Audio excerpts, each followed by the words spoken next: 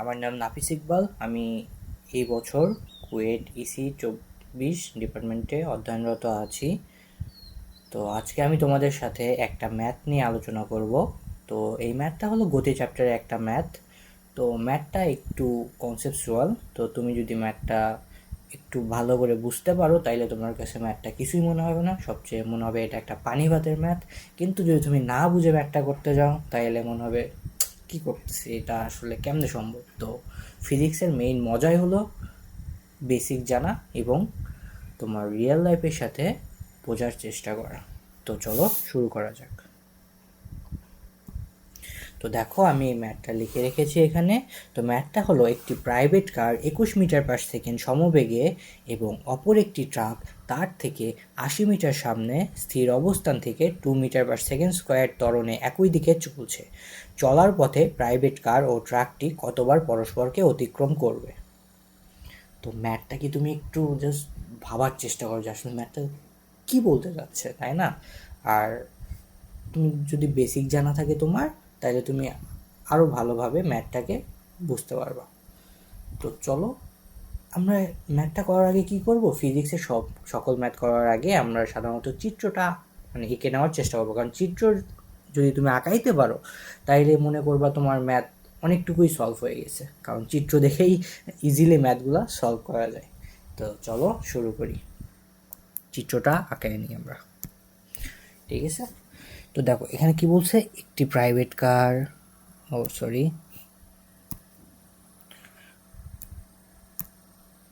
একটি private car 21 metre per second সমবেগে এবং অপর একটি ট্রাক তার থেকে 80 মিটার সামনে, এটা সামনে ছিল, স্থির অবস্থানে ছিল এবং সেটি গেছে ত্বরণে, কিন্তু প্রাইভেট কার গেছে একটা সমবেগে। তো চলো চিত্রটা আঁকানোর চেষ্টা করি।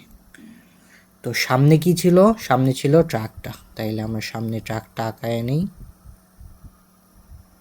আমার চিত্র কিন্তু অনেক বাজে হয়, তো এটা জাস্ট বোঝানোর জন্য। আমার জীবনে সবচেয়ে যদি খারাপ কিছু আমি আঁকাইতে পারি সেটা হলো চিত্র। তো চলো, আর 80 মিটার সামনে ছিল ট্রাকটি এবং তার পিছনে ছিল কারটি। তো কারটা আঁকায় নিই আমরা। এটা জাস্ট প্রতীকী চিত্র। এদের মধ্যবর্তী দূরত্ব ছিল 80 মিটার। ঠিক আছে, এখন দেখো একটা জিনিস ভালো করে বোঝার চেষ্টা করো। সেটা বলা আছে কি, প্রাইভেট কার 21 মিটার/সেকেন্ড সমবেগ, অর্থাৎ এই প্রাইভেট কারটি 21 মিটার/সেকেন্ড সমবেগে যাবে, তাই না? এর বেগ কি বাড়বে? এর বেগ কিন্তু বাড়বে না, এটা কিন্তু কনস্ট্যান্ট একটা বেগ। তারপরে যেটা সামনে, এই দেখো সামনে স্থির অবস্থান থেকে 2 মিটার/সেকেন্ড স্কোয়ার ত্বরণে একই দিকে চলছে, সেটা কি, একটা ট্রাক। তো ট্রাকের কি আছে, ট্রাকের আছে ত্বরণ। আর ত্বরণ মানে কি, তুমি স্বাভাবিকভাবে চিন্তা করো ত্বরণ মানে কি। ত্বরণ মানে কি, তখন হলো বেগ বৃদ্ধির হার, অর্থাৎ বেগটা বৃদ্ধি পেতে থাকবে। তো কারের বেগ কিন্তু বৃদ্ধি পাচ্ছে না, কিন্তু ট্রাকের বেগটা বৃদ্ধি পেতে থাকবে। তো তুমি যদি এখন স্বাভাবিকভাবে চিন্তা করে দেখো, দেখো ফার্স্টে কি বলা আছে যে ট্রাকটা কিন্তু স্থির অবস্থানে ছিল। তো এই ট্রাকটা ফার্স্টে স্থির অবস্থানে ছিল, আর কারে কিন্তু বেগ আছে। কার কিন্তু 21 মিটার/সেকেন্ড বেগে চলছে। 21 মিটার/সেকেন্ড বেগ বলতে কিন্তু আসলে কোনো ছোটো বেগ না, ভালোই লেভেলের স্পিডে ছিল কারটা, তাই না? তো কারটা ঠাস মানে একটা খুব ফাস্ট হয়ে যায়, একটা ট্রাককে কি অতিক্রম করে যাবে না? তো এটা হবে ফার্স্ট কেস, একবার অতিক্রম হবে। আর তারপরে তোমার কি মনে হয়, ট্রাকের বেগ কি বাড়বে না? ট্রাকের বেগ কিন্তু এই দেখো 2 মিটার/সেকেন্ড স্কোয়ার ত্বরণে, মানে এটা আসলে 2 মিটার/সেকেন্ড করে বেগ বাড়তে থাকবে, তাই না? কারণ এটা 2 মিটার/সেকেন্ড স্কোয়ার ত্বরণে চলছে। তো এক সময় কি, যে ট্রাকের বেগটা কারের বেগের চেয়ে বেশি হয়ে যাবে না? তো বেশি হয়ে গেলে তখন কি হবে, তখন ট্রাকটা যে পিছে পড়ে গিয়েছিল সেটা কি আবার কারকে অতিক্রম করবে না? করবে, কিন্তু তুমি একটু ভেবে দেখো। তো তাহলে কতবার অতিক্রম করা হচ্ছে? 2বার। দেখছো, আমরা কিন্তু এটা ম্যাথ না করেও কিন্তু বলতে পারছি আসলে কতবার অতিক্রম করছে। কারণ এটা স্বাভাবিকভাবে তুমি যদি বুঝতে পারো বেসিকগুলো যে ত্বরণ আসলে কি আর সমবেগটা আসলে কি, তখন তুমি ইজিলি এই জিনিসটা বের করতে পারবো। তো চলো আমরা এখন ম্যাথের নিয়মে বের করবো আমরা আসলে কীভাবে এটা বের করা লাগে। তো ধরো এই ট্রাকটি এস দূরত্ব যাওয়ার পরে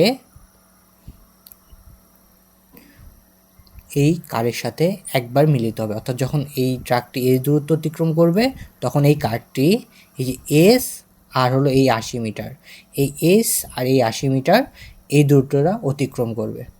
দুটো কিন্তু সেম সময়, অর্থাৎ তোমার এই ট্রাকের এই পর্যন্ত আসতে যদি টি সময় লাগে, কারেরও কিন্তু এতটুকু আসতে অবশ্যই টি সময় লাগবে। যদি সেম সময় না হয় তাহলে কিন্তু মিলিত হবে না। তো চলো এখন আমরা ধরে নিই। তো ধরি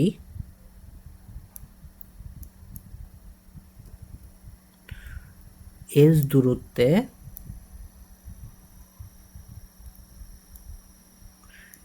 টি সময় পর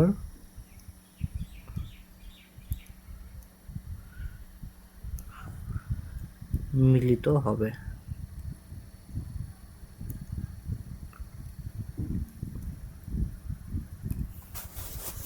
তাহলে ফার্স্ট কেস আমরা ধরবো কারের জন্য। তো কারের জন্য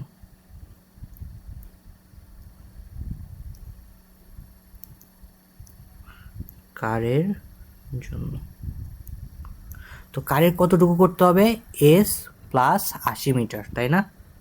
তাইলে এস প্লাস 80 ইকুয়াল টু কত, ভিটি না? কার কি সমবেগে যাচ্ছে না, তাইলে ভিটি। এখানে v equal to 21 metre per second. তাহলে এখানে আমরা লিখতে পারি s plus 80 equal to 21 t, তাই না? এটা লেখা যায়। এখন যদি আমরা ট্রাকের ক্ষেত্রে বলি,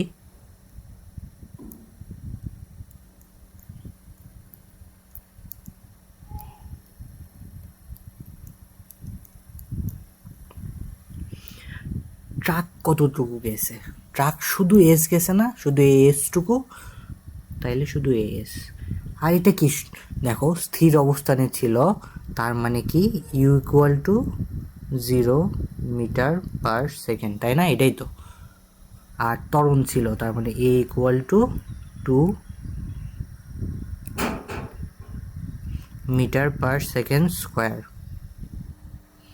এখানে এ সমান কত, 2 মিটার পার সেকেন্ড স্কোয়ার। ঠিক আছে, তাইলে আমরা যদি এখানে সূত্রটা বসাই, দেখো ইউ ইকুয়াল টু 0, তার মানে কি এস ইকুয়াল টু কি ইউটি প্লাস হাফ এটি স্কোয়ার।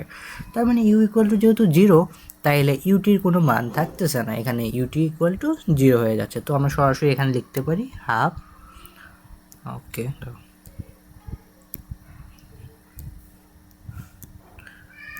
হাফ এ টি স্কোয়ার, তাই না?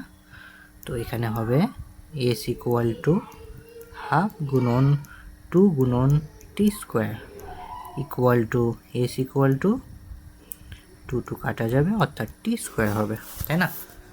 তো এটা যদি আমরা 2 নাম্বার লিখি আর এটাকে যদি আমরা 1 দেই তাহলে কোনো সমস্যা নেই। তাইলে এস এর মান কত, টি স্কোয়ার, তাই টি স্কোয়ার মানটা আমরা 1 নঙে বসিয়ে দেই, তাই তো হয়ে যাচ্ছে। তো আমরা যদি বসিয়ে পাই কি, t square plus 8t equal to 21t, তাই না? তো এখান থেকে যদি আমরা লিখি তাইলে হবে t square minus 21t plus 8t equal to 0, তাই না? তো দেখো এটাতে মিডল টার্ম করলে t square minus 16t, okay sorry 16t minus 5t plus 80 equal to 0।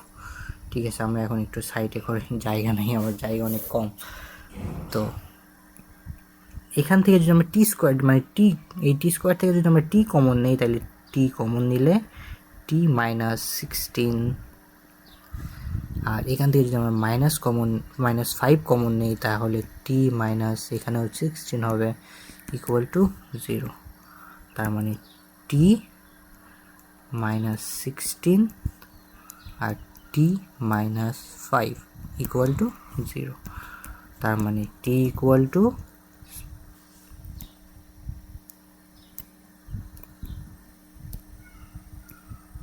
T equal to 16 আর 5। দেখছো এখানে 2টা সেকেন্ড বের হয়ে গেছে। 2টা সেকেন্ড বের হওয়ার মানে কি?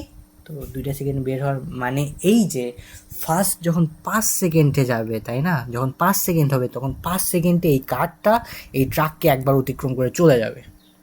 কারণ কি? কারের বেগটা অনেক বেশি, কিন্তু ট্রাকের বেগ কিন্তু তখন কেবল বৃদ্ধি হওয়া শুরু হচ্ছে, তাই না? তো ফার্স্টে 5 সেকেন্ডে একবার এই কারটি ট্রাককে অতিক্রম করে চলে যাবে, এটা একটা, মানে একবার গেল। আর তারপরে দেখো 16 সেকেন্ড পরে যে এই ট্রাকটির যে বেগ সেটা বেড়ে যাবে, বেড়ে কারের চেয়েও বেশি হয়ে যাবে। তো কারের বেগের চেয়েও বেশি হয়ে যাবে এবং সাথে সাথে তখন ট্রাকটি কারকে অতিক্রম করবে, অর্থাৎ ফার্স্টে এই কার করবে এই ট্রাককে একবার অতিক্রম, আর সেকেন্ড বার করবে এই ট্রাকটি আবার ওই কারকে অতিক্রম করে পার হয়ে যাবে। তো তুমি এখান থেকে এই যে অ্যান্সার যা আসছে এখান থেকে তোমরা বুঝতে পারবা। কিন্তু আসলে তো সব জিনিস তো শুধু অ্যান্সার থেকেই বোঝা যায় না, তাই না? একটু জাস্ট ফিল করতে হয়, না ফিল করলে তো তুমি বুঝবা না, তাই না? তো এটাই ছিল আমার ফার্স্ট ক্লাস। আমি জানি না কেমন হয়েছে, আমি জানি অনেক আই মেসড আপ, বাট তারপরেও যেহেতু এটা শুরু, আস্তে আস্তে অবশ্যই ভালো হবে। আর লেখা তো পিচ্ছিরি, আমার লেখা সবচেয়ে খারাপ তো এই জন্য আমার অনেক ঝামেলায় পড়তে হয়েছে। তো যাই হোক, আশা করি তোমরা ম্যাথটা বুঝতে পারছো। আর যদি আর একটা কথা, তোমরা যদি ম্যাথটা বুঝতে না পারো তোমরা আরেকবার রিপিট করবা। তো আমার মনে হয় তোমরা রিপিট করলে ভালো করে বুঝতে পারবা। তো ঠিক আছে, আল্লাহ হাফেজ।